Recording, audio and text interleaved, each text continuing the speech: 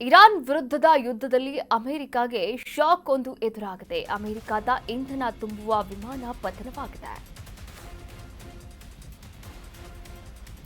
Iran ವಿರುದ್ಧದ ಯುದ್ಧದಲ್ಲಿ ಅಮೆರಿಕಾಗೆ shock ಎದುರಾಗಿದೆ. ಅಮೆರಿಕದ ಇಂಧನ ತುಂಬುವ ವಿಮಾನ ಪತನವಾಗಿದೆ. ಇರಾಕ್ನ ವಾಯುನೆಲೆಯಲ್ಲಿ ವಿಮಾನ ಪತನವಾಗಿದ್ದು, ಸಂಚಾರ ಮಾಡುತ್ತಿರುವಾಗ ಪತನವಾಗಿರುವ ವಿಮಾನದಲ್ಲಿದ್ದ ಸುಮಾರು 6 ಮಂದಿ ಸಿಬ್ಬಂದಿಗಳು ಸಾವನ್ನಪ್ಪಿದ್ದಾರೆ ಎನ್ನಲಾಗ್ತಾ ಇದೆ. ವೈಮಾನಿಕ ಇಂಧನ ಭರ್ತಿಗೆ ಬಳಕೆ ಮಾಡುವಂತಹ ಟ್ಯಾಂಕರ್ ಇದಾಗಿತ್ತು. ಇಂಧನ ಭರ್ತಿಗೆ ಬಳಕೆ ಮಾಡುವಂತಹ KC-135 ಟ್ಯಾಂಕರ್ ಉಡೀಸ್ ಮಾಡಲಾಗಿದೆ.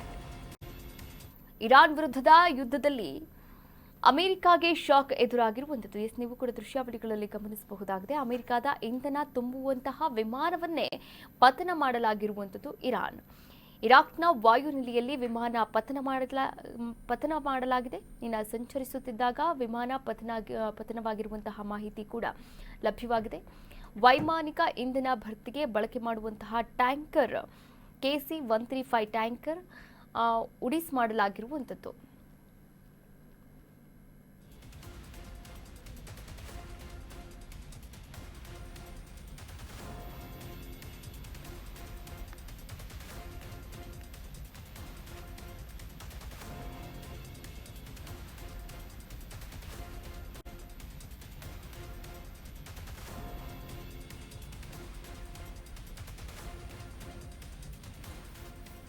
ಇರಾನ್, ಇಸ್ರೇಲ್, ಅಮೆರಿಕ ಯುದ್ಧದ ಕಾರ್ಮೋಡದಲ್ಲಿ ಇರುವಂತಹ 3 ದೇಶಗಳಾಗಿದೆ. ಇನ್ನು ಈ 3 ದೇಶಗಳ ಯುದ್ಧದ ಕಾರ್ಮೋಡ ಗಲ್ಫ್ ರಾಷ್ಟ್ರಗಳಿಗೂ ಕೂಡ ಆವರಿಸಿಕೊಂಡಿರುವಂಥದ್ದು.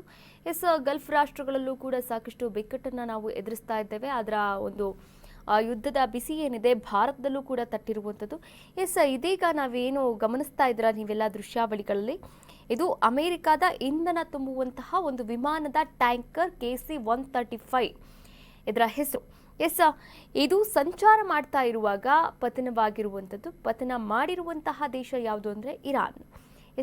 ಇರಾಕ್ನ ವಾಯುನೆಲೆಯಲ್ಲಿ ಈ ವಿಮಾನವನ್ನ ಪತನ ಮಾಡಿದೆ ಎನ್ನುವಂತಹ ಮಾಹಿತಿಯನ್ನ ನೀಡಿದೆ.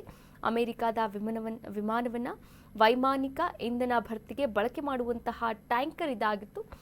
ಈ ಟ್ಯಾಂಕರ್ ಅನ್ನ ಇದೀಗ ಉಡೀಸ್ ಮಾಡಿದೆ ಇರಾನ್. ಒಟ್ಟಾರೆಯಾಗಿ ದಿನದಿಂದ ದಿನಕ್ಕೆ, ಕ್ಷಣದಿಂದ ಕ್ಷಣಕ್ಕೆ ಯುದ್ಧದ ಕಾರ್ಮೋಡದ ಒಂದು ಬಿಸಿ ತಟ್ತಾ ಇರುವಂಥದ್ದು. ಇಡೀ ವಿಶ್ವದಾದ್ಯಂತ ಈ ಒಂದು ಯುದ್ಧದ ಒಂದು ಬಿಸಿ ವ್ಯಾಪಿಸ್ತಾ ಇದೆ ಅಂತಾನೆ ಹೇಳಬಹುದು.